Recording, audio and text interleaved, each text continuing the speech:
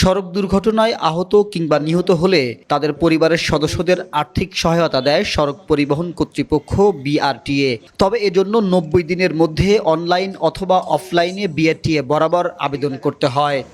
বৃহস্পতিবার মিরপুর বিআরটিএ কার্যালয়ে ঢাকা জেলায় হতাহতদের পরিবারের সদস্যদের হাতে আর্থিক সহায়তার চেক তুলে দেয় বিআরটিএ। এ সময় প্রতিষ্ঠানের ঢাকা বিভাগীয় পরিচালক জানান, ক্ষতিগ্রস্তদের আবেদন প্রক্রিয়া সহজ করা ও দ্রুত আর্থিক সহায়তা নিশ্চিতে কাজ করছেন তারা।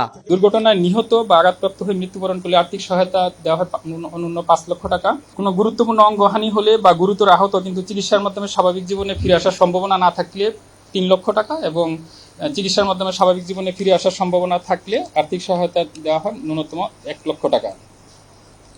সড়ক দুর্ঘটনায় ক্ষতিগ্রস্তদের আর্থিক সহায়তা গ্রহণের জন্য আমরা বিআরটির পক্ষ থেকে পত্রিকা বিজ্ঞপ্তি প্রচার করেছি। বিআরটির ওয়েবসাইট এবং বিআরটির প্রতিটি অফিসের সাইনবোর্ডে তা প্রদর্শন করা হচ্ছে। এই বিষয়টি ব্যাপক প্রচারের জন্য চেয়ারম্যান মহোদয়ের নির্দেশনায় এবং সার্বিক তত্ত্বাবধানে এ সংক্রান্ত একটি টিভিসি প্রস্তুত করা হয়েছে। এই টিভিসিটি আমরা বিআরটির ফেসবুক পেজ, ইউটিউব চ্যানেলেও প্রদর্শন করা হচ্ছে।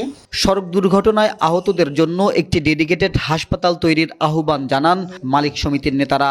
সেই হসপিটালের মাধ্যমে এই ধরনের রোড অ্যাক্সিডেন্টের লোকজন বিনা পয়সায় প্রায়োরিটি পাবে।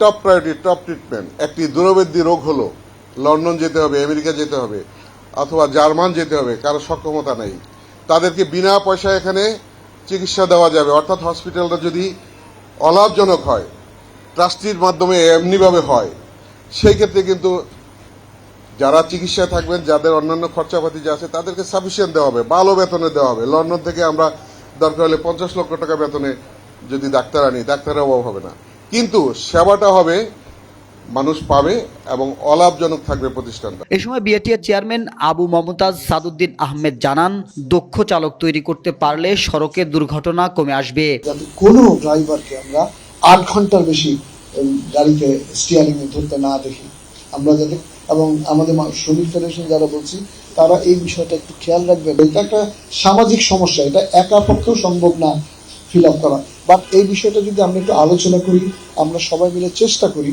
তাহলে আমরা কিন্তু এটা করতে পারবো। কারণ একটা ড্রাইভার কিন্তু ঘুমিয়ে যায়, আমি দেখেছি যে অনেক সময় ঘুমিয়ে যায়। অনেকে বলে আমি ঘুমায় ঘুমায় চালাতে পারি, এরকম অনেক ড্রাইভারকে বলতে শুনেছি।